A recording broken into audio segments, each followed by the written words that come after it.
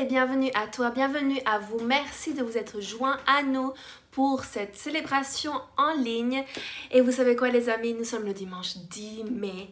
Demain, c'est le premier jour du déconfinement progressif, oui, mais merci Seigneur. Après ces 8 semaines passées à la maison, on va se réjouir de pouvoir se retrouver quand même un petit peu plus. On va avoir des changements aussi dans la façon dont nous faisons nos directs, nos réunions, donc on vous informera en temps voulu. Mais nous avons une super célébration préparée pour vous. J'espère que vous êtes prêts à recevoir tout ce que Dieu a pour vous. J'espère que vous avez quelque chose d'agréable à boire, vous êtes bien installé dans votre canapé, que vous avez votre famille autour de vous si vous êtes en famille, mais qu'on puisse vraiment rentrer dans la présence de Dieu avec ce temps de louange. On va avoir une exhortation de pasteur Chéréline, on va avoir une offrande spéciale que va nous expliquer Dominique. Ça va vraiment être un super célébration. Donc connectez-vous, envoyez, partagez le live, partagez, c'est sur Facebook et YouTube, vous pouvez le partager avec votre entourage, ça va les bénir, je le sens, je le crois. Et donc nous allons commencer avec un chant de pasteur Peter et Chéréline.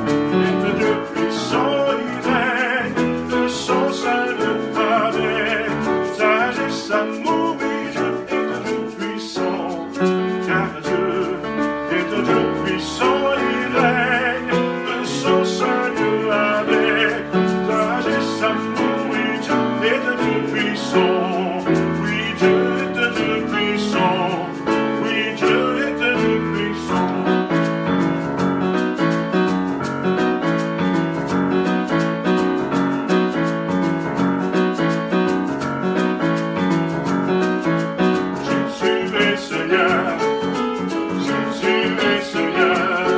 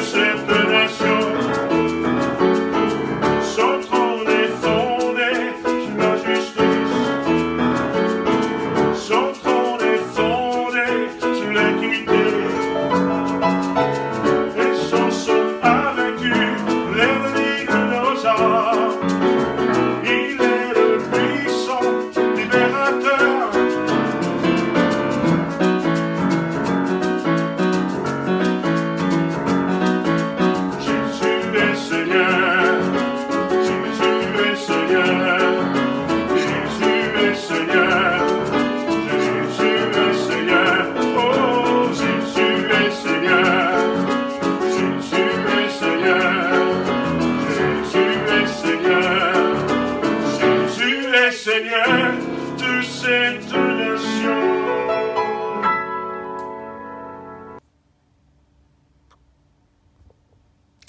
Et donc, oui, bon, bonjour.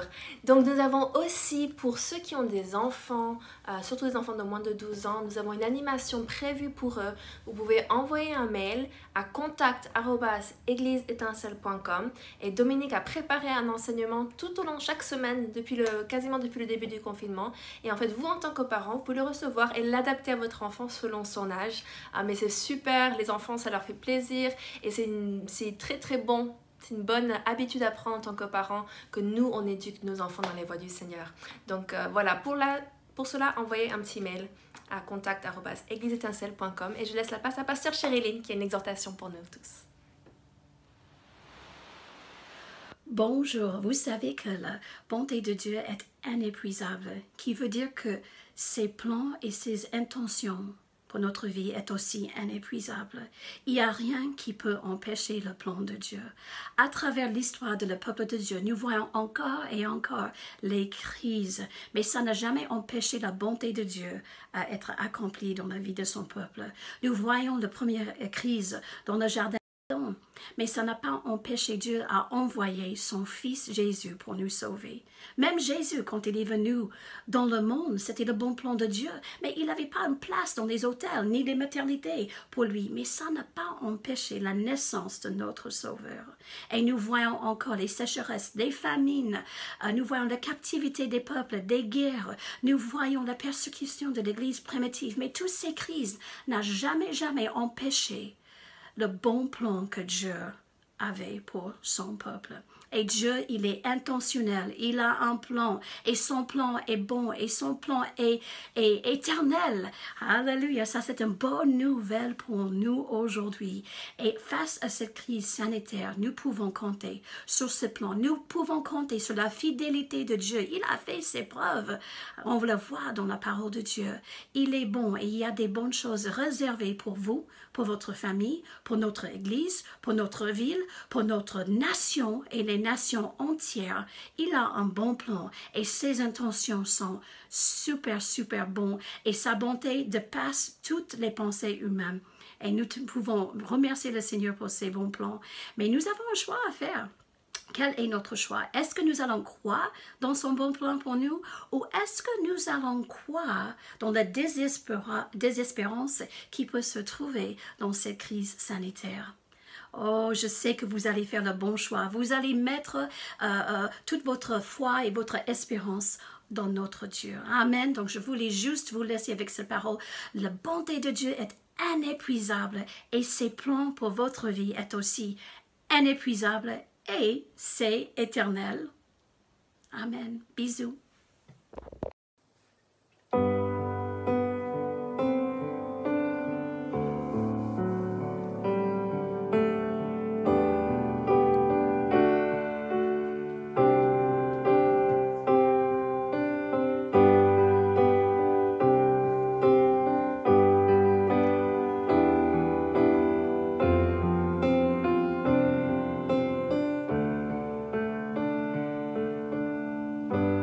Oh,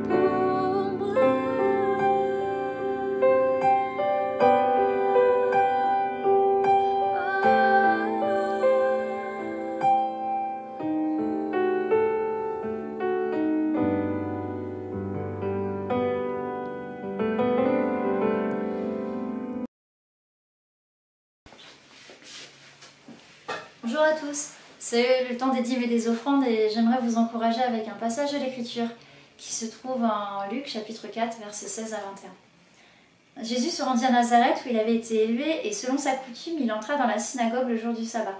Il se leva pour faire la lecture et on lui remit le livre du prophète Ésaïe. L'ayant déroulé, il trouva l'endroit où il était écrit « L'Esprit du Seigneur est sur moi parce qu'il m'a oint pour annoncer une bonne nouvelle aux pauvres. Il m'a envoyé pour guérir ceux qui ont le cœur brisé, pour proclamer aux captifs la délivrance et aux aveugles le recouvrement de la vue, pour envoyer libres les opprimés, pour publier une année de grâce du Seigneur. » Ensuite, il roula le livre, le remit aux serviteurs et s'assit. Tous ceux qui se trouvaient dans la synagogue avaient les regards fixés sur lui. Alors il commença à leur dire « Aujourd'hui, cette parole de l'Écriture que vous venez d'entendre est accomplie. » Le Seigneur Jésus est en train de reprendre un texte donné quelques siècles auparavant par le prophète Ésaïe. Et non seulement il se l'approprie et il se le fait sien, mais en plus il dit que ces paroles sont en train de s'accomplir au moment où il parle. Qu'est-ce que ça nous dit pour aujourd'hui, à nous? Peut-être ces derniers temps vous êtes-vous senti troublé émotionnellement et limite comme ayant un cœur brisé. Peut-être avez-vous été touché dans votre corps, malade, physiquement atteint, comme ces aveugles dont il est question.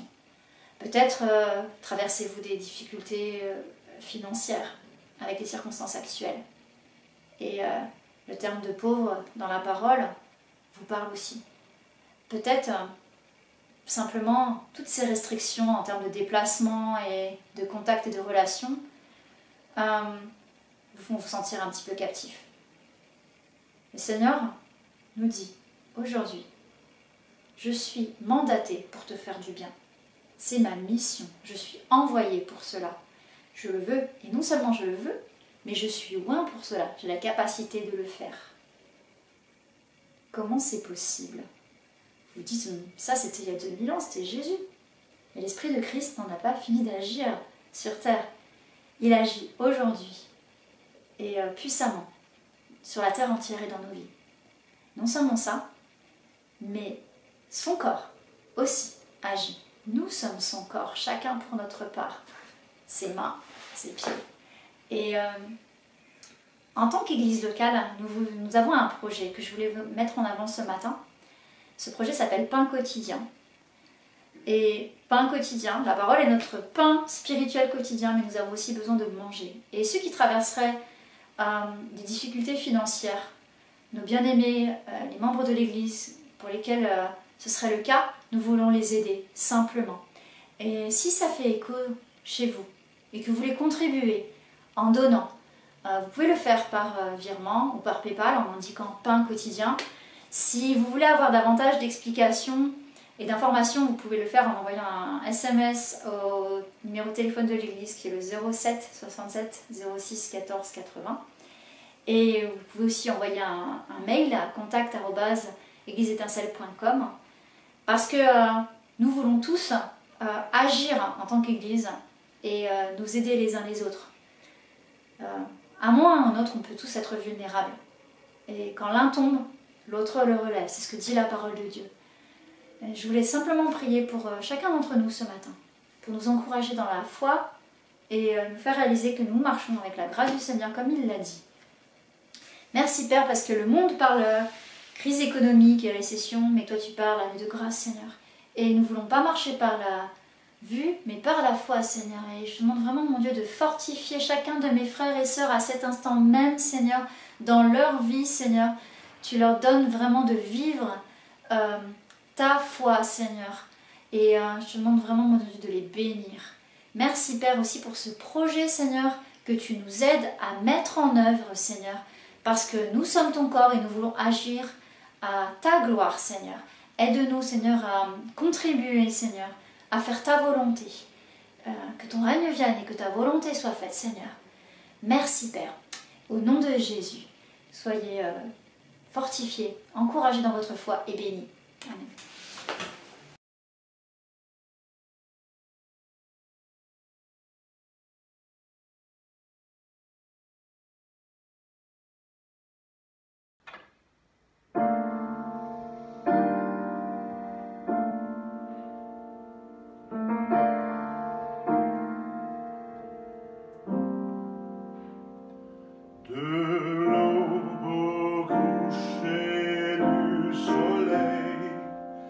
tes splendeurs nous émerveillent, et notre cœur d'enfant répand en glorifiant ton nom.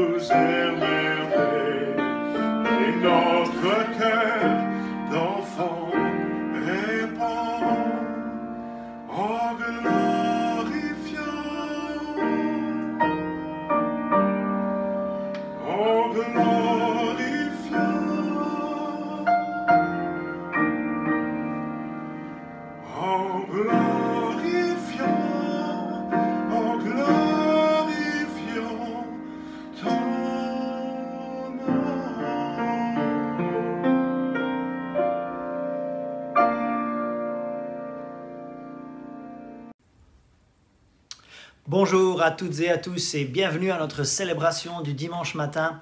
Nous sommes le 10 mai 2020 et donc nous allons continuer sur notre lancée d'une série qui s'appelle Allumons le prophétique. Nous sommes l'église étincelle et donc une étincelle allume quelque chose. Nous avons parlé d'allumer une culture de multiplication dans la série précédente et dans cette série, nous voulons allumer le prophétique parce que dans les dons spirituels, il y a beaucoup de dons qui touchent à cette dimension et à cette couleur prophétique.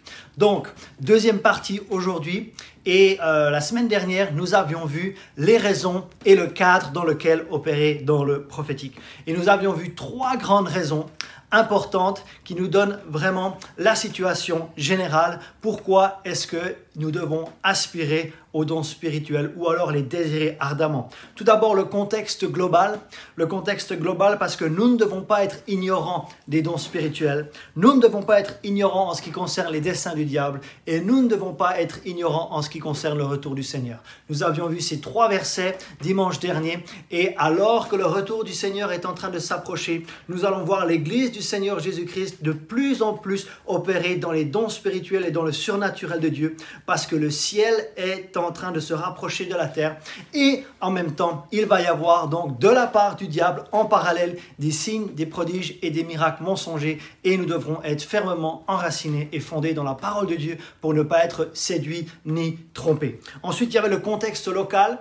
Lorsqu'on voit donc dans le Nouveau Testament, nous voyons les églises locales avec le prophétique en leur sein. Je remercie le Seigneur pour les séminaires prophétiques, je remercie le Seigneur pour les conférences sur le prophétique, mais là où le prophétique devrait couler, ça devrait être en premier lieu dans l'église locale. On le voit dans l'église de Rome, on le voit dans l'église de Corinthe, et notre église, nous, qui nous inspire beaucoup, c'est l'église d'Antioche de Syrie, et nous avions vu notamment Agabus en Actes chapitre 11, nous avions vu les docteurs et les prophètes en Actes chapitre 13, et nous avions vu Jude et Silas qui venaient de Jérusalem à Antioche, et la Bible nous dit qu'ils étaient des prophètes. Et le troisième contexte, c'est le contexte des communautés de disciples. Le contexte global, le contexte local et le contexte des communautés de disciples, ce que nous avons lancé dans notre église là, pendant cette période de confinement depuis le dimanche 15 mars 2020. Et nous voyons notre verset clé, c'est 1 Corinthiens 14, 26 pour les communautés de disciples, là où il y a des langues, là où il y a de l'interprétation et là où il y a le don de prophétie. Donc, le passage clé de cette série d'enseignements, c'est 1 Thessaloniciens, chapitre 5, les versets 19 à 22. Ça, c'est vraiment un passage fondamental pour pouvoir apprendre à couler dans le prophétique. 1 Thessaloniciens, chapitre 5, et je vais lire les versets 19 à 22. C'est un passage court, mais extrêmement riche. Verset 19, « N'éteignez pas l'esprit, ne méprisez pas les prophéties, mais examinez toutes choses, retenez ce qui est bon, abstenez-vous de toute espèce de mal. » Donc nous voyons déjà, n'éteignez pas l'esprit, ne méprisez pas les prophéties. Là, on est en train de poser le cadre pour apprendre à opérer dans le prophétique. Cela revient donc à aspirer aux dons spirituels, d'accord? Ou les désirer ardemment, ne pas éteindre l'esprit, ne pas mépriser les prophéties. Ensuite, il est question d'examiner toutes choses et de retenir ce qui est bon. C'est bon de vouloir les dons spirituels, mais nous voulons toujours être fermement enracinés et fondés dans la parole écrite de Dieu afin d'examiner toutes choses. Et aujourd'hui, nous allons voir davantage comment éprouver les paroles prophétiques. Et le verset 22 nous dit « Abstenez-vous de toute espèce de mal ». Et cela revient donc à mûrir aussi dans les fruits de l'esprit. Et là, donc, nous avons vraiment ce pilier fondamental avec 3 branches. Donc, nous voulons la parole de Dieu. Ce n'est pas parce que nous aspirons aux dons spirituels que nous allons abandonner la parole de Dieu. Nous voulons les fruits de l'esprit. Les dons spirituels ne remplacent pas le fait de mûrir dans les fruits de l'esprit. Et nous voulons donc les dons spirituels. Et ces 3 dimensions, comme nous vivons en 3 dimensions, ces 3 dimensions vont nous permettre de marcher dans le caractère et la puissance de Christ. Les fruits, ça c'est grandir dans le caractère de Christ. Et les dons, c'est grandir dans la puissance de Christ. Et la grande idée de la semaine dernière, grande idée numéro 1, c'était la suivante. Nous ne sommes pas conduits par les prophéties, mais nous sommes conduits par l'Esprit de Dieu. Et nous avions vu un homme dans 1 Roi chapitre 13 qui avait reçu une direction très claire de Dieu, mais qui a cherché ou qui a suivi la prophétie que le vieux prophète avait reçue pour lui, et ça a été catastrophique puisqu'il a été dévoré par un lion. Donc le principe, c'est de toujours suivre notre témoignage intérieur quand la prophétie contredit ce dernier. Donc maintenant, on va aller chercher notre deuxième grande idée en 1 Corinthiens chapitre 14, les versets 1 à 5. 1 Corinthiens chapitre 14, les versets 1 à 5, le grand chapitre biblique sur la prophétie, c'est 1 Corinthiens chapitre 14, et nous allons lire les 5 premiers versets. Je fais la lecture à partir du verset 1. Recherchez l'amour, aspirez aussi au don spirituel, mais surtout à celui de prophétie. Voyez-vous, on aspire au don spirituel, mais surtout à la prophétie.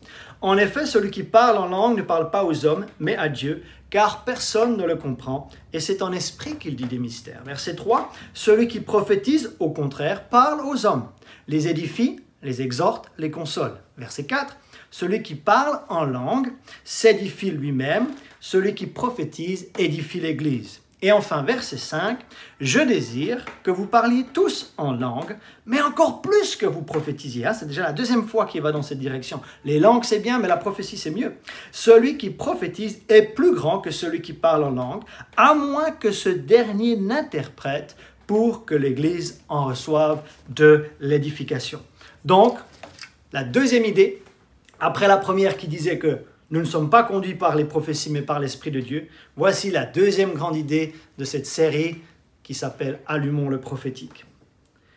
L'idée 2 dit « Même si une parole prophétique édifie, exhorte et console, elle doit tout de même être éprouvée par la personne qui la reçoit. » Donc la personne qui donne une parole prophétique, elle devrait être motivée par l'édification, l'exhortation, la consolation. Et la personne qui reçoit une parole prophétique, elle a le mandat scripturaire, je dirais même, de éprouver ce qui est en train d'être dit et annoncé et reçu. Donc, première question que nous allons nous poser ici, c'est qu'est-ce qu'une parole prophétique? Qu'est-ce qu'une parole prophétique? Ou alors ce qu'on appelle aussi un don de prophétie. Nous ne parlons pas ici du ministère de prophète, nous parlons ici du don de prophétie, accessible donc à tous. Et on va revenir sur 1 Corinthiens chapitre 14 verset 3 qui nous dit que celui qui prophétise, au contraire, parle aux hommes. Et qu'est-ce qu'il fait celui qui prophétise? Il fait sensiblement 3 choses. La prophétie ou le don de prophétie a 3 intentions principales. Donc celui qui prophétise, au contraire, parle aux hommes, il les édifie, il les exhorte et il les console. Voilà le but principal du don de prophétie dans le Nouveau Testament et dans la Nouvelle Alliance. Donc premièrement, il y a l'idée d'édifier. Donc édifier, qu'est-ce que ça veut dire? Édifier, ça veut dire tirer vers le haut. Donc quand on prophétise, on va toujours avoir l'idée de tirer vers le haut. Édifier, c'est aussi construire, ériger, ou alors vraiment dans le sens littéral, c'est être chargé comme une batterie. Quand on parle en langue, on s'édifie soi-même sur sa très sainte foi et on se charge, un petit peu comme on charge un téléphone. Aujourd'hui, on charge un téléphone portable, on charge notre ordinateur, surtout pendant le confinement, on a eu besoin de ces 2 choses. Et donc, l'édification, c'est ça, c'est charger, d'accord? Donc, une autre chose que nous voyons concernant la prophétie, c'est exhorter. Donc, exhorter, qu'est-ce que ça veut dire? Ça veut dire ramener à. Ramener à, ou alors aussi rester fermement attaché à. Par exemple, quand Barnabas a été envoyé de Jérusalem à Antioche pour exhorter les nouveaux convertis dans cette ville, pour qu'ils soient fermement, il les exhorte à quoi? À rester fermement attachés au Seigneur. Donc, quand quelqu'un aurait tendance à s'égarer, là, il peut y avoir un don de prophétie pour exhorter cette personne à revenir dans le chemin que Dieu a pour cette personne. Ou alors, si quelqu'un peut-être aurait envie d'abandonner la partie, il y aurait peut-être une parole prophétique pour lui dire non, reste fermement attaché à Dieu. Et ensuite, il y a consoler. Donc consoler, ça c'est vraiment relever quelqu'un qui est abattu, quelqu'un qui veut arrêter de construire l'église, ou alors quelqu'un qui est fatigué de la vie, fatigué de marcher par la foi. À ce moment-là, donc il y a le don de prophétie qui vise donc à édifier, à exhorter et à consoler. Maintenant, il y a deux généralités que j'aimerais vous dire par rapport aux dons de prophétie, parce que c'est différent dans le Nouveau Testament que dans l'Ancien Testament. On avait déjà vu ça dimanche dernier, qu'on allait voir dans l'Ancien Testament le prophète, qui était aussi appelé le voyant, pour lui demander la direction, mais on ne fait pas ça dans la Nouvelle Alliance. Okay?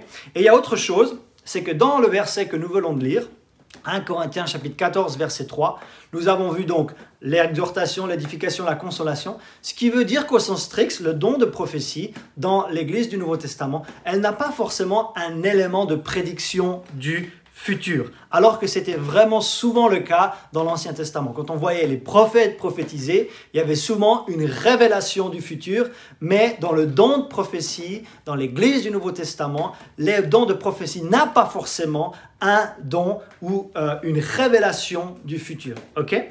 Ce que nous voyons par contre, donc là c'est vraiment le don de prophétie, mais ce que nous voyons dans le Nouveau Testament, c'est que la prophétie, elle peut aussi avoir un élément de révélation du futur, mais à ce moment-là, c'est plutôt propre au ministère de prophète qu'au don de prophétie accessible à tous les disciples de Jésus. Donc comprenez cette différence, le don de prophétie en tant que tel dans le Nouveau Testament n'a pas forcément un élément de révélation du futur.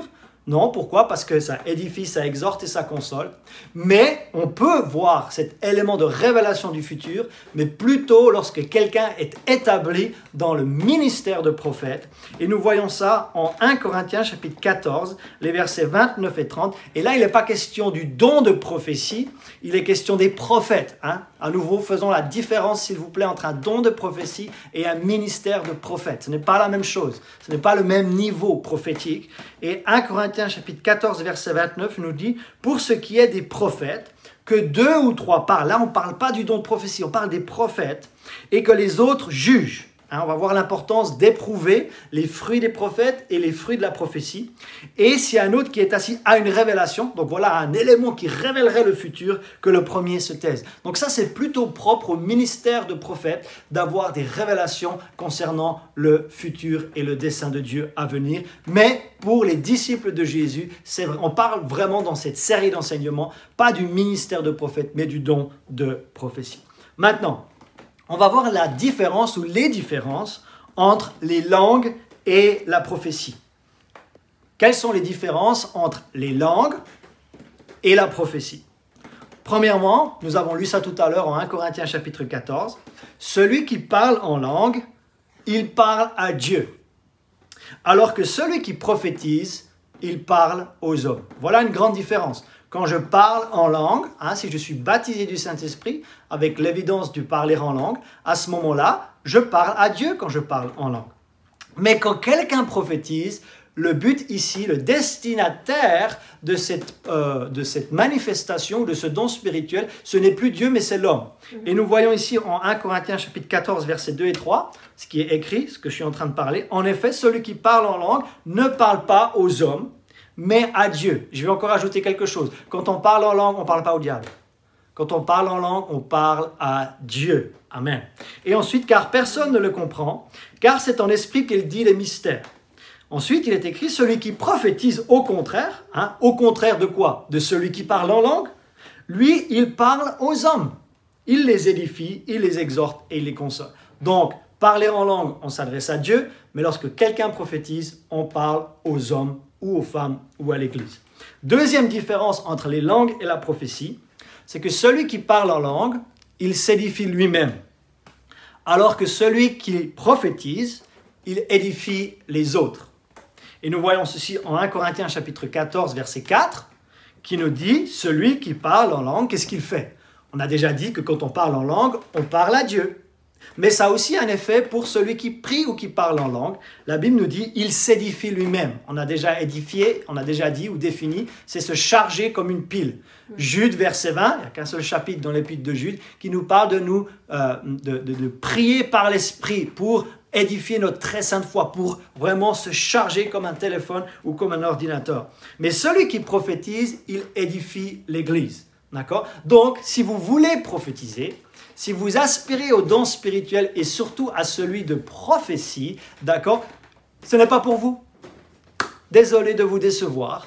Comme tout don que nous avons reçu de Dieu, notre don n'est pas pour nous-mêmes, mais notre don, il est pour en faire bénéficier les autres. Donc vous ne pouvez pas avoir le désir de prophétiser juste pour être reconnu comme quelqu'un de spirituel. Non, quand on prophétise, notre intention, le mobile de notre cœur, c'est l'édification d'autrui. Et ici, il est question de l'édification de l'Église. Ok? Troisième différence entre les langues et la prophétie, c'est que celui qui parle en langue, il parle toujours dans une langue inconnue. On avait déjà lu ça en 1 Corinthiens chapitre 2, que celui qui parle en langue ne parle pas aux hommes mais à Dieu, car personne ne le comprend. Donc quand on parle ou on prie en langue, on parle à Dieu, on s'édifie soi-même, d'accord? Mais c'est dans une langue inconnue, car c'est en esprit qu'il dit des mystères. C'est ce que nous avions lu en 1 Corinthiens chapitre 2. Donc parler en langue, ou alors prier en langue, c'est toujours dans une langue inconnue. Okay? Alors que la prophétie, étant donné que la prophétie a pour but de parler aux hommes, qu'elle a pour but d'édifier l'Église, là, il faut que ça soit compréhensible. Donc, la prophétie, par rapport aux langues, est toujours dans une langue connue. Donc, encore une différence entre les langues et la prophétie. Là, les langues, toujours dans une langue inconnue, d'ailleurs, c'est en esprit qu'on dit des mystères, on parle à Dieu, on s'édifie soi-même, alors que la prophétie, elle est toujours dans un langage connu. La prophétie parle à l'homme, édifie l'homme, donc c'est toujours dans un langage compréhensible. Donc, si, par exemple, quelqu'un ne parle que français, et je veux édifier cette personne par la prophétie, ça doit être en français, d'accord? Ou alors, par exemple, s'il y a un orateur anglophone, il va falloir que ça soit traduit en français. Mais le but, c'est que la personne comprenne dans sa langue maternelle. Donc ça, c'est vraiment la prophétie qui est toujours dans une langue connue. Maintenant, on a parlé des langues et de la prophétie. On va encore parler aussi de l'interprétation des langues maintenant aussi. Hein, parce qu'on voit ces trois dons-là, les langues, l'interprétation et la prophétie. Donc, une autre différence, ou encore un élément que nous pourrions apporter, en ce qui concerne les langues, l'interprétation cette fois et la prophétie. Donc nous avons établi que les langues, hein, c'est en esprit qu'on dit des mystères, on parle à Dieu, donc ça c'est toujours dans une langue inconnue, hein, cette langue que nous avons reçue lorsque nous avons été baptisés du Saint-Esprit. Et ensuite, on a l'interprétation des langues. Et l'interprétation des langues, elle aussi, elle doit être dans un langage ou dans une langue connue. Donc les langues, ça, c'est une langue inconnue, alors que l'interprétation des langues doit être dans une langue connue. Et quand vous additionnez les langues, langage inconnu, plus l'interprétation des langues, langage connu, pouf, vous retombez sur la prophétie, parce que ça va être donc donné dans un langage compréhensible ou dans une langue connue. Donc, les langues, plus l'interprétation des langues, nous retombons sur la prophétie donc, qui parle aux hommes et qui édifie l'Église dans un langage compréhensible. Maintenant, quelle est la différence entre l'interprétation des langues et la prophétie? Étant donné que l'interprétation des langues, c'est un langage connu, et la prophétie, c'est aussi dans un langage connu, quelle est la différence entre l'interprétation des langues et la prophétie? Ah ben ça, c'est une bonne question, merci beaucoup de l'avoir posée. Ben, l'interprétation des langues a besoin des langues pour pouvoir édifier. Vous pouvez, si quelqu'un dit, bon, ben, j'ai une interprétation des langues, mais il n'y a pas eu de langue, donc non, ça ne colle pas, d'accord? L'interprétation des langues a besoin des langues, a besoin du support des langues pour pouvoir être dans l'édification et dans un langage connu.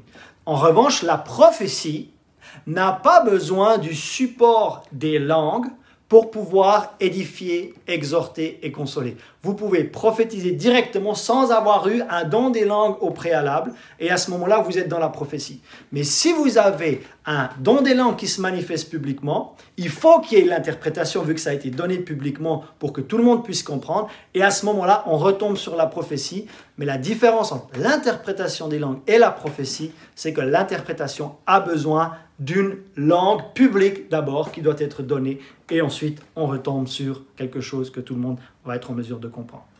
Maintenant, encore une différence entre la prière en langue personnelle et le don des langues. Donc là, on est dans diversité de langues, ok?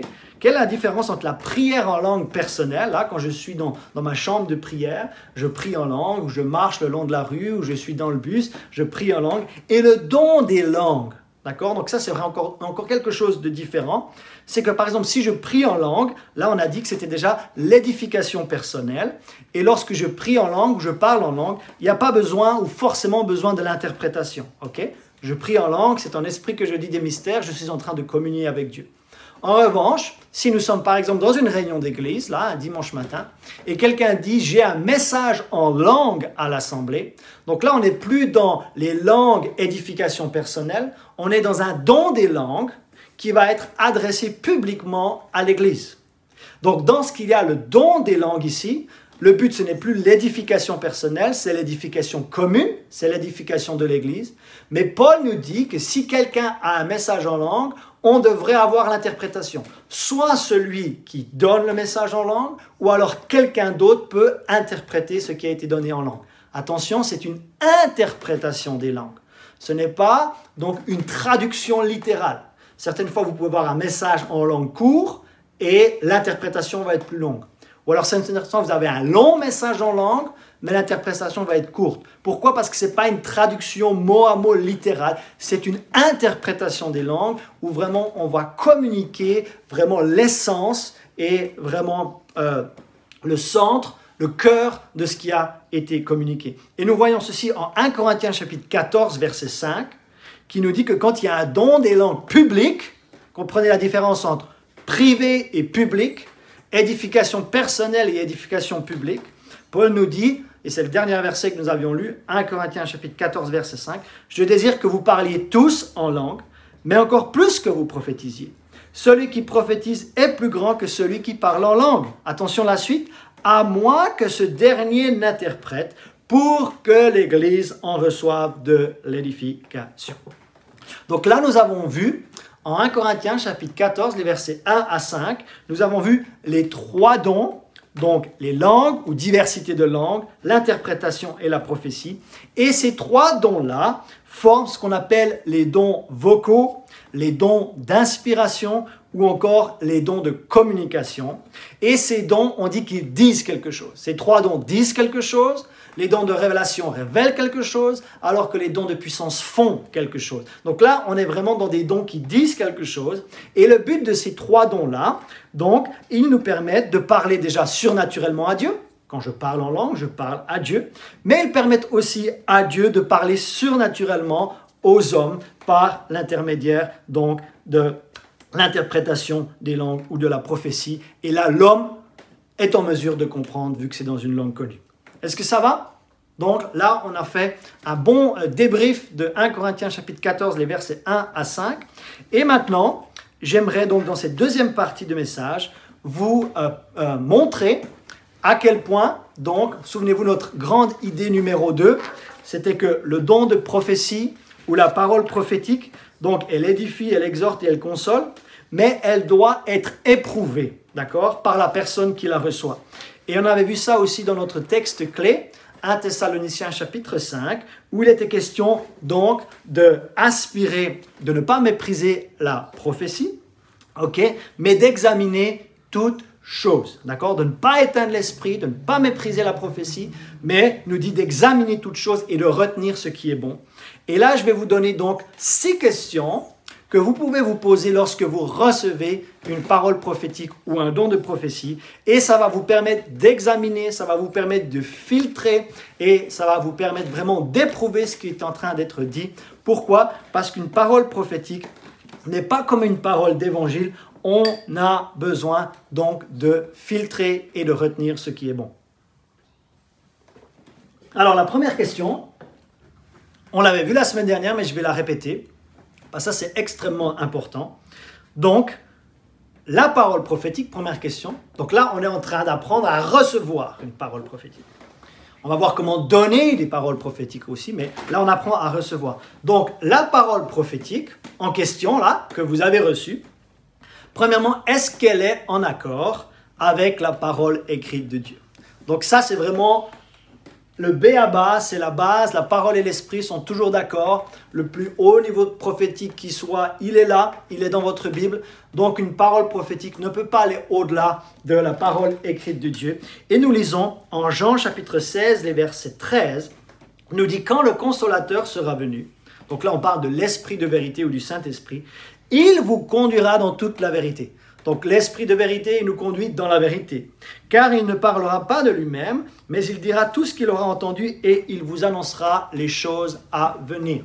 Donc nous savons que la parole de Dieu est la vérité, d'accord? Jean 17, 17 nous dit par exemple, sanctifie-les par ta vérité, ta parole est la vérité. Donc si la parole est la vérité, l'Esprit de vérité, il nous conduira dans toute la vérité ou dans toute la parole, d'accord? Donc, vu que la prophétie est quelque chose d'inspiré par l'Esprit de Dieu et que l'Esprit de Dieu ou l'Esprit de vérité, il nous conduit dans la vérité, il nous conduit dans la parole, une parole prophétique ne peut pas contredire la parole écrite de Dieu. Donc ça, c'est la première question que vous devez vous poser, d'accord? Après, vous êtes posé la question, est-ce que ça édifie, est-ce que ça exhorte, est-ce que ça console? On a vu ça tout à l'heure.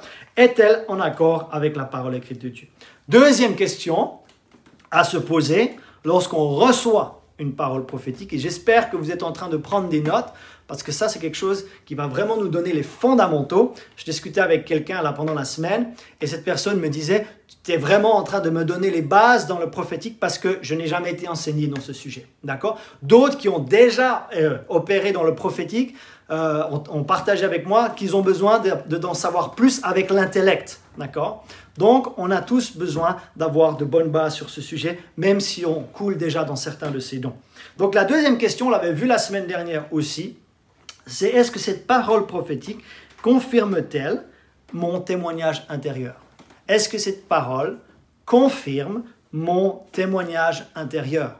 Et là, dans Romains chapitre 8, verset 16, nous voyons l'Esprit, en parlant de l'Esprit de Dieu, lui-même rend témoignage à notre esprit, ça c'est l'esprit humain, nous sommes esprit, âme et corps, et l'Esprit de Dieu rend témoigne à notre esprit que nous sommes enfants de Dieu. Donc à nouveau, si le Saint-Esprit, il rend témoignage à notre esprit, ici, régénéré par le Saint-Esprit lors de la nouvelle naissance, une parole prophétique qui est inspirée du Saint-Esprit, elle doit aussi rendre témoignage à mon esprit. Si l'Esprit de Dieu doit rendre témoignage à mon esprit, alors une parole prophétique inspirée de Dieu doit aussi rendre témoignage à mon esprit. D'accord? Et on avait vu la catastrophe, à quel point ça avait ruiné la vie de l'homme de Dieu dans 1 Roi chapitre 13 la semaine dernière, lorsqu'il a suivi la parole prophétique au lieu de suivre son témoignage intérieur. Et le principe divin, c'est toujours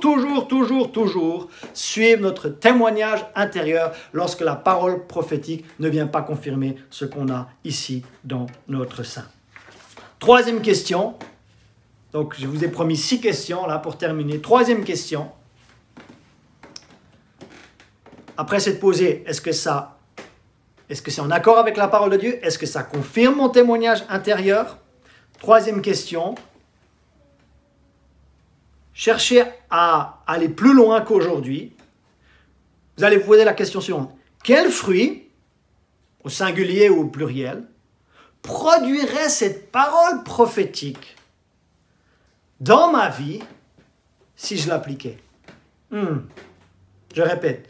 Quel fruit cette parole prophétique produirait-elle dans ma vie si je l'appliquais? Qu'est-ce que ça produirait? Et Jésus nous donne un enseignement concernant les faux prophètes en Matthieu chapitre 7, versets 15 et 16. Et nous allons voir que nous avons un droit scripturaire d'éprouver les fruits du prophète et les fruits de la prophétie. Écoutez-moi bien, c'est tellement important. Nous avons un droit scripturaire, biblique, un mandat biblique, d'éprouver les fruits du prophète et de la prophétie. Et c'est Jésus qui nous en parle en Matthieu chapitre 7, versets 15 et 16. Gardez-vous des faux prophètes. Il n'y a pas que Jésus qui parle de faux prophètes. Paul parle des faux prophètes. Pierre parle des faux prophètes. Jean parle des faux prophètes. Et je peux vous dire qu'il y aura... Lisez un petit peu le sermon de Jésus, là, le sermon sur le mont des Oliviers, là, quand il prophétise. Par exemple, Matthieu 24, Luc 21, Marc 13. Il parle de faux prophètes qui commencent... Ça va, je vous ai dit que le surnaturel de Dieu allait augmenter, mais le surnaturel du diable va aussi augmenter. Et il y aura plein de personnes qui vont s'autoproclamer prophètes, mais ils ne seront pas des vrais prophètes de Dieu. Est-ce que vous m'écoutez? Et si vous n'apprenez pas à éprouver les fruits du ministère du prophète, et si vous n'apprenez pas à éprouver les fruits de la prophétie, vous allez tomber dans la séduction et dans la tromperie et dans l'apostasie. Écoutez-moi bien maintenant, ces enseignements sont capitaux dans le nom de Jésus pour pouvoir opérer correctement dans le prophétique. J'espère que vous allez vraiment écouter avec beaucoup d'attention cette série parce que ce sont vraiment des pierres solides et fondamentales à poser pour ne pas être dérouté dans ces derniers jours, mais au contraire pour vivre tout ce que Dieu il a pour nous par son Saint-Esprit. Jésus dit, gardez-vous des faux prophètes. Ils viennent à vous en vêtements de brebis, mais au-dedans ce sont des loups ravisseurs. Attention, voilà le signal. Vous les reconnaîtrez par leurs fruits. Jésus n'a pas dit par leurs dons. Jésus a dit par leurs fruits. Cueille-t-on des raisins sur des épines ou des figues sur des chardons? Peu importe s'il y a des dons de puissance, peu importe s'il y a des dons de révélation, peu importe s'il y a des dons spectaculaires, ce n'est pas par les dons que nous éprouvons le ministère du prophète ou les prophéties, ce sont par les fruits. Et arrêtez d'écouter des gens et vous ne connaissez même pas leur vie. Vous ne connaissez pas leur mariage, vous ne connaissez pas leur arrière-plan, vous ne connaissez rien de leur éducation spirituelle. Et aujourd'hui, il y a tellement de personnes qui mettent un téléphone devant eux et qui ont tellement d'opinions, mais ce sont plus des opinions que de vrais oracles de Dieu. Et c'est l'heure aujourd'hui d'examiner les fruits. Et c'est ce que Jésus nous demande de faire. Nous examinons les fruits, pas les dons. C'est pour ça que Jésus, il nous dit ici, oh mais certains ils ont dit, oh mais nous avons fait ci en soi, nous avons prophétisé en ton nom, nous avons fait des miracles. Et Jésus dit, je ne vous connais pas. Pourquoi? Parce qu'on n'éprouve pas par les dons, on éprouve par les fruits. Est-ce qu'il y a les fruits de l'esprit? Pas les dons de l'esprit, les fruits de l'esprit. Et c'est pour ça qu'on ne peut pas juste aspirer aux dons spirituels et laisser tomber les fruits de l'esprit. Non, pourquoi? Parce que Jésus nous dit que nous reconnaîtrons les faux prophètes à leurs fruits, comme nous reconnaîtrons les bons prophètes à leurs fruits. Gloire à Dieu. Mais nous devons aussi éprouver les fruits de la prophétie. Hein? Si j'appliquais cette prophétie aujourd'hui, qu'est-ce que ça produirait dans ma vie? Est-ce que ça va produire de bonnes choses? Est-ce que ça va produire de mauvaises choses? Est-ce que ça va me rapprocher de Dieu? Est-ce que ça va m'éloigner de Dieu? Est-ce que ça va me faire être plus loyal? Est-ce que ça m'a... Posez-vous ces questions et éprouvez toutes choses. Quatrième question, une prophétie. Est-ce qu'une prophétie, cette prophétie-là que vous êtes en train de recevoir, glorifie-t-elle Jésus ou la personne qui la donne? Ah, tellement important. Voilà la prophétie. Suis-moi, jeune homme. Suis-moi, jeune femme. Si tu me suis, tu vas être le plus grand homme de Dieu de tous les temps. Et si tu me suis, jeune femme, je vais faire de toi une femme de Dieu extraordinaire qui va opérer puissamment dans les dons de l'esprit. Vous savez quoi? Éloignez-vous. Vous m'avez entendu? Éloignez-vous. Pourquoi? Parce que là, la prophétie n'est pas en train d'exalter Jésus. Une prophétie doit exalter Jésus-Christ. Et ça ne veut pas dire qu'on n'est pas en train d'édifier, d'exhorter ou de consoler. Mais le but, ce n'est pas de faire des disciples qui nous suivent, nous. Le but, c'est de faire des disciples de Jésus, d'accord? Et qu'ils suivent Jésus. Et comme Paul dit, si nous suivons Jésus, alors ça nous donne de la crédibilité pour que d'autres nous suivent. Mais c'est parce que nous suivons le Seigneur. Et Apocalypse chapitre 19, verset 10 nous dit, car le témoignage de Jésus, pas le témoignage de l'homme de Dieu, pas le témoignage de la femme de Dieu, pas le témoignage du pasteur, pas le témoignage du prophète, pas le témoignage de l'évangéliste, pas le témoignage de l'apôtre. Non, pas le témoignage de l'ancien, le témoignage de Jésus est l'esprit de la prophétie. Et on lit aussi en 1 Corinthiens chapitre 12 qu'on ne peut pas être inspiré par l'esprit de Dieu et dire que Jésus est anathème. Ça veut dire que l'esprit de Dieu va toujours glorifier Jésus et ne jamais maudire Jésus. D'accord? Donc quand vous voyez par exemple des choses se manifester, posez-vous la question, est-ce que Jésus est glorifié ici?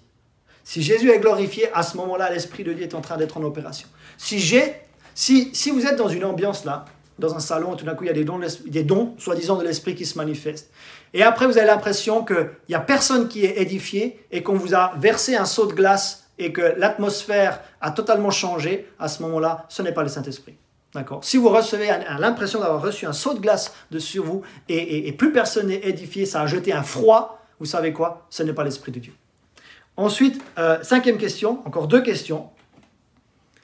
La parole que je suis en train de recevoir, Est-ce qu'elle est en train de me rapprocher de Dieu ou d'autres dieux? Est-ce qu'elle est en train de me rapprocher de Dieu ou d'autres dieux? Et nous lisons ceci en Deutéronome chapitre 13, les versets 2 et 3. Allons auprès d'autres dieux. Donc ça, c'est une parole prophétique qui est en train d'être donnée. Des dieux que tu ne connais point, et servons-les. Écoutez la suite. Tu n'écouteras pas les paroles de ce prophète ou de ce songeur, car c'est l'Éternel votre Dieu qui vous met à l'épreuve pour savoir si vous aimez l'Éternel, votre Dieu, de tout votre cœur et de toute votre âme. Et j'aimerais vous dire que ce n'est même pas parce qu'une prophétie, si une prophétie s'accomplit, ce n'est même pas un critère pour savoir si c'est vraiment une prophétie de Dieu. Parce que là, vous pourriez aller voir dans Deutéronome chapitre 13, il y a des prophéties qui s'accomplissent, mais ces prophéties ne viennent pas de Dieu. Pourquoi? Parce qu'une vraie prophétie inspirée par l'Esprit de Dieu, elle nous rapproche de Dieu. Amen. Elle ne nous emmène pas vers Dieu. Glorifié. Est-ce que ça me rapproche de Dieu ou pas? Et ça, la dernière question, elle est aussi hyper importante. Dernière question. Donc là, je suis en train de vous donner des outils pour éprouver si ça vient de l'Esprit de Dieu ou pas.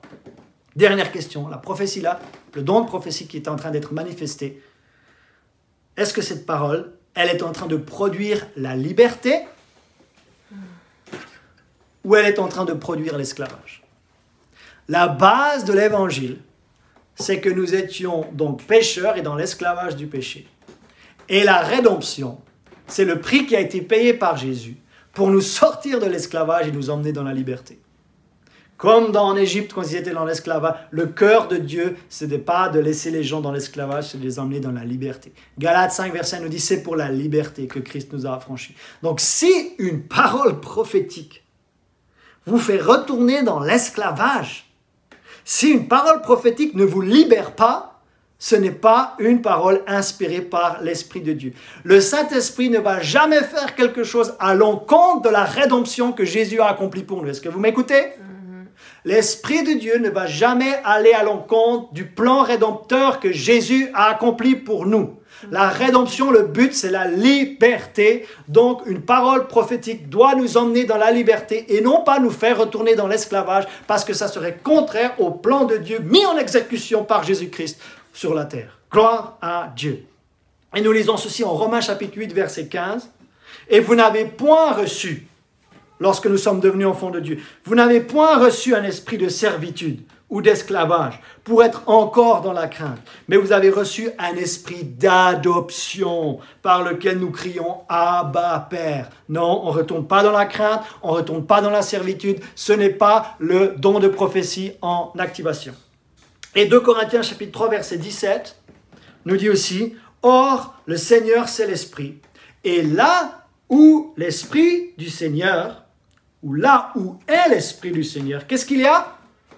Il y a la liberté, il n'y a pas l'esclavage. » Oh là là, c'est tellement important. C'est tellement important d'apprendre à discerner ce qui vient de Dieu et ce qui ne vient pas de Dieu. Et là, je vous ai donné 6 questions, on pourrait presque en avoir 7. Et on pourrait dire par rapport à l'enseignement d'aujourd'hui, est-ce que la parole prophétique, est-ce qu'elle édifie, elle exhorte ou elle console? Mais la liberté ou l'esclavage, ça c'est un immense facteur qui vous permet d'éprouver la parole prophétique que vous avez reçue. Donc on a vu ce que c'était une parole prophétique, on a vu les différences entre langue, interprétation et prophétie. Donc il y a des différences entre ces 3 dons vocaux, mais on a vu que ces 3 dons, ils ont pour vocation de dire quelque chose, d'édifier, d'exhorter et de consoler. Et qu'il n'y a pas forcément un élément de prédiction du futur dans le don de prophétie, mais dans le ministère de prophète, oui. Et nous avons vu aussi 6 questions à se poser pour pouvoir éprouver une parole prophétique. Donc maintenant, j'en ai terminé avec l'enseignement. D'accord? Et il y a certaines choses que je voulais donc partager.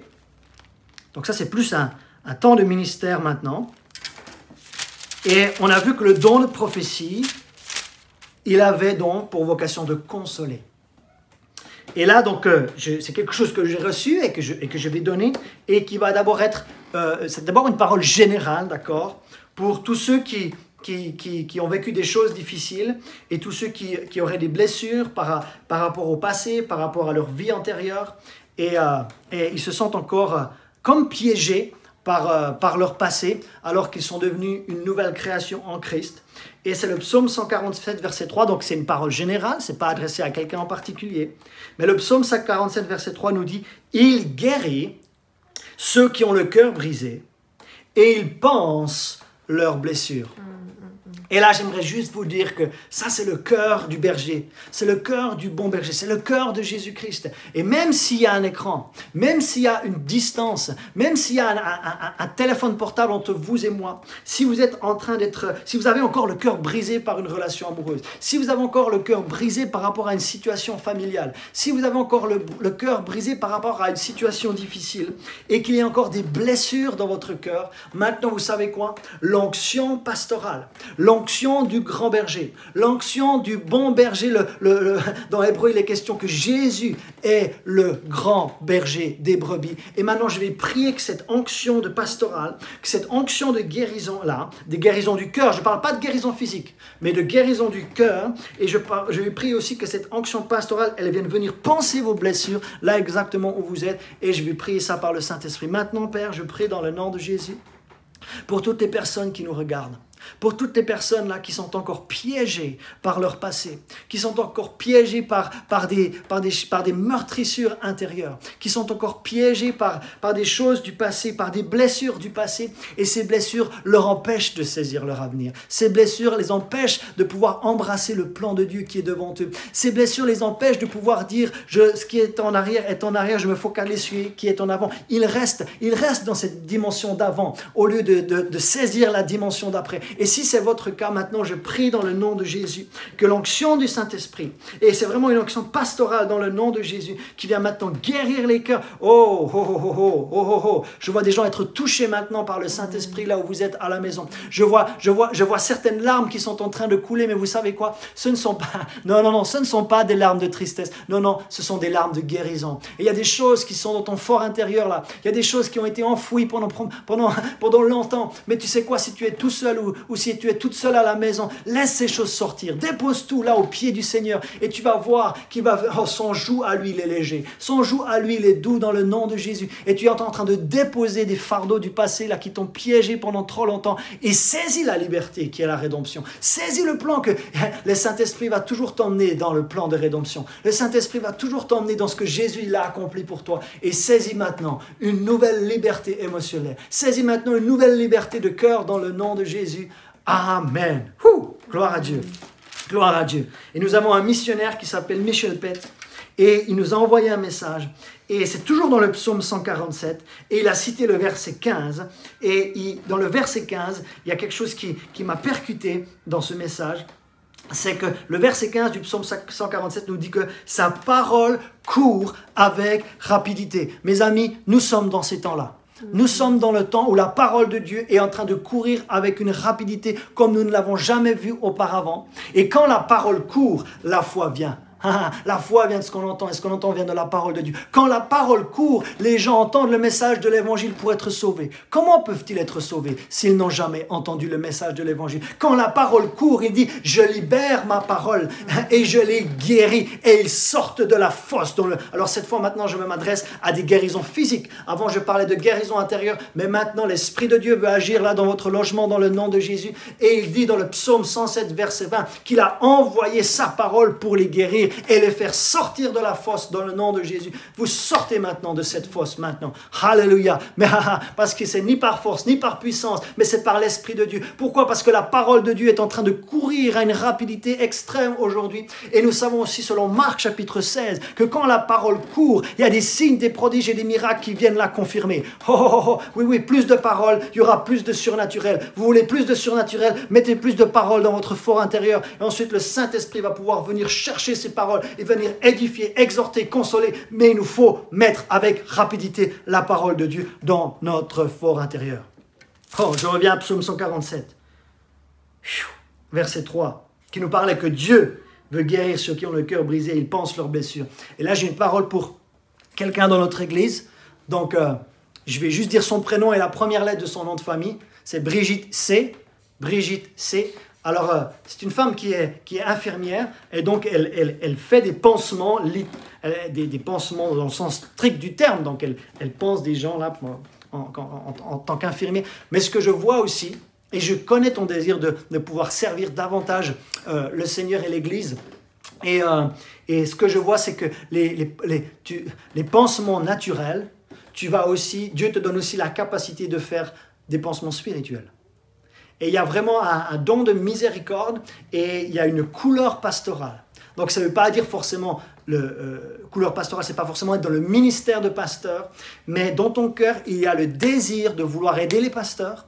Et dans ton cœur, il y a le désir d'être pastoral, c'est-à-dire vraiment d'être bienveillant et d'aimer les gens, et non seulement de penser les blessures dans le naturel, mais je crois que l'Esprit de Dieu est en train de t'habiliter pour cette saison et la saison prochaine de ta vie, de vraiment d'avoir des paroles de consolation, d'avoir des paroles qui vont penser les blessures et guérir les cœurs brisés dans le nom de... Il y a une faculté d'écoute chez toi, Brigitte, qui est extraordinaire et comme écoute des disciples. Ésaïe chapitre 50, verset 4 nous dit d'écouter comme écoute des disciples. Et il y a cette faculté d'écoute, alléluia, remarquable dans le nom de Jésus. Il y a aussi là, deux choses par rapport à Jean chapitre 4. Jean chapitre 4, où il y a eu l'interaction avec la femme samaritaine est terminée. Et les disciples viennent à Jésus et les disciples proposent de la nourriture à Jésus. Et Jésus dit non, mais en fait, j'ai pas faim, je mange une autre nourriture. Et il dit, ma nourriture, c'est de faire la volonté de Dieu. Et je crois que c'est quelque chose qui est pertinent pour notre sœur Marissa. Et je vois là dans ton fort intérieur, je vois un feu qui brûle, je vois un ardent désir. Et cet ardent désir, c'est de faire la volonté de Dieu. Et il n'y a rien d'autre dans la vie qui sera en mesure d'assouvir ce sentiment, d'assouvir. Non, c'est seulement la volonté de Dieu. C'est seulement de marcher dans le dessein de Dieu. C'est seulement de faire ce que Dieu veut que tu fasses qui va te donner de la satisfaction et qui va enlever cette frustration peut-être que tu as pu ressentir aujourd'hui. Et tu sais quoi? Certaines fois, on recherche des compagnies, on recherche des relations et on laisse un petit peu Dieu de côté. Mais quand tu suis vraiment le plan de Dieu, lorsque tu as ce désir et cette faim de vouloir accomplir la volonté de Dieu, non seulement ça te nourrit toi-même et ça te donne de la satisfaction, mais ça va attirer les bonnes personnes aussi à tes côtés, que ce soit dans la vie émotionnelle, ou que ce soit dans la vie amicale, ou que ce soit dans la vie spirituelle. Ça paye toujours de suivre Dieu. Et Ésaïe chapitre 1 verset 19 nous dit, lorsque nous avons cette bonne volonté-là et que nous avons le vouloir d'obéir à Dieu, nous allons manger les meilleures productions du pays. Et en Jean 4, ça continue et ça parle aussi de la moisson. Ça parle aussi de la moisson. Et Jésus dit, juste après avoir eu cette interaction avec ses disciples, dit, voici, je vous le dis, levez les yeux et regardez les champs qui déjà blanchissent pour la moisson. Oh, machin. Et Mary, je vois ça chez toi. Je vois quelqu'un qui ne regarde pas juste son nombril, pas quelqu'un qui regarde juste ses pieds. Non, toi, tu regardes la moisson. Toi, tu regardes la moisson et tu comprends que cette moisson, elle est déjà blanche dans le nom de Jésus. Et je sais que tu as ce désir-là qui brûle par rapport à l'évangélisation, par rapport aux âmes. Et Dieu te donne cette faculté surnaturelle de pouvoir partager simplement l'évangile et de le faire avec efficacité. La Bible nous dit dans Proverbe que celui qui gagne des âmes, il est sage. Et moi, je crois que plus tu vas... Vous savez, quelqu'un qui a toujours la moisson là dans sa tête, c'est quelqu'un qui va rester équilibré dans sa vie spirituelle. C'est quelqu'un qui va toujours garder la priorité de Dieu, parce que la priorité de Dieu, ça reste le salut des âmes et le mûrissement de ses disciples. Et je sais que tu vas avoir une part dans le nom de Jésus, dans cette moisson-là, cette moisson qui arrive, cette moisson qui est en train de blanchir, et tu vas moissonner et amasser des fruits pour la vie éternelle. Tu vas être émerveillé lorsque tu vas passer de l'autre côté de l'éternité, de voir les fruits de ta vie ici sur la terre, de ce que tu auras semé. Certaines fois, tu as semé et tu n'as pas vu la moisson. D'autres fois, ce sont d'autres qui ont semé et qui ont vu la moisson. Mais tu sais quoi? Celui qui sème et celui qui moissonne se réjouissent ensemble. Merci Seigneur. Merci Seigneur. Je vois aussi quelqu'un qui ça a l'air d'être un homme, un jeune homme qui je vois un jeune homme devant un téléviseur qui est vraiment en train de se prendre la tête entre les deux mains et qui vit des moments difficiles, qui semble être tourmenté par certaines choses de la vie, peut-être tourmenté par le confinement, il y a des angoisses, il y a de l'insécurité, etc. Et la Bible nous dit, je pense pas, à mon avis, c'est pas quelqu'un qui connaît déjà Jésus-Christ. Et la Bible nous dit que le don de prophétie, il a aussi la capacité de voir les cœurs de ceux qui ne sont pas encore à Christ. Et là, je vais aller donc dans 1 Corinthiens chapitre 14 et lire ce texte pour ce jeune homme qui nous dit que le don de prophétie a la capacité de révéler les secrets du cœur et ils sont dévoilés.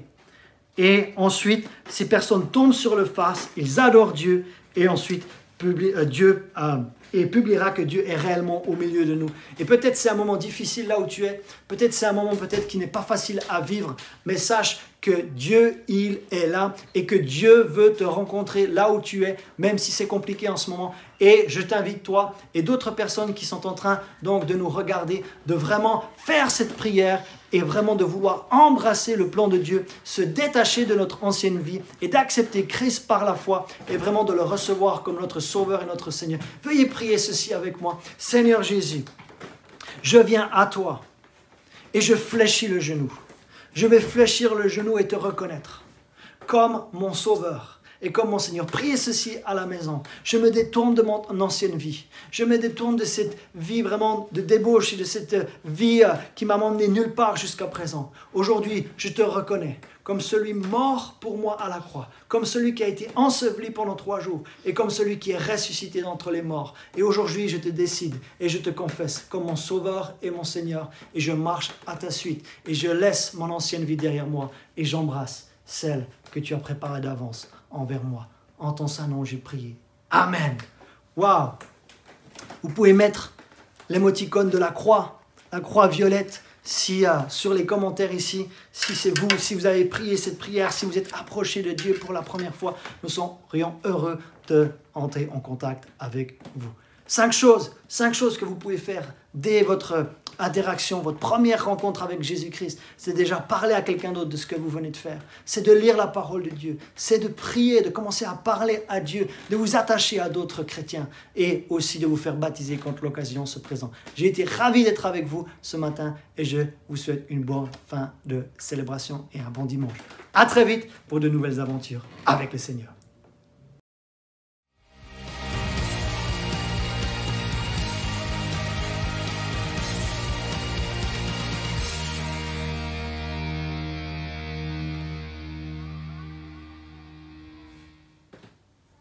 Merci beaucoup à chacun d'entre vous d'avoir pris la décision ce matin de vous joindre à nous pour cette célébration. C'est vraiment une joie de vous savoir là et nous nous réjouissons de pouvoir servir avec une équipe plus agrandie à la semaine prochaine. Mais sachez que Dieu est avec vous et avec ce déconfinement demain, ne marchez pas dans la crainte, mais marchez par la foi et avec la sagesse de Dieu.